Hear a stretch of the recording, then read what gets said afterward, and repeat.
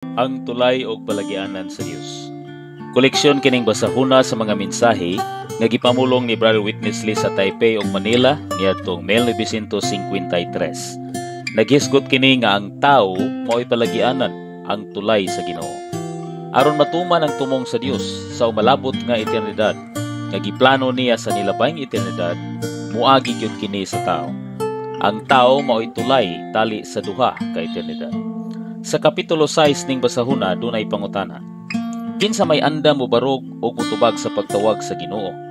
Buk-os ug hingpit nga mutugyan sa ingkagalingon sa mga kamot sa Ginoo, nga walay mga kondisyon, walay pagpanagana ug walay mga pagpili, nga magtinguha lang sa Ginoo mismo ug magsalikway sa kalibutan, posisyon ug tanan nga natural ug kalibutanon. Kun dunay pipila ug bisan usa lang man ngani, mabatunan sa Dios ang tulay, palagianan kun agianan. Malakip unta ta niadtong mosanong sa iyang pagtawag. Aron labi pang makapahimulo sa kadato sa sulod ning basahuna, mahimong mopalit og kopya sa website nga www.gbpi.org.ph.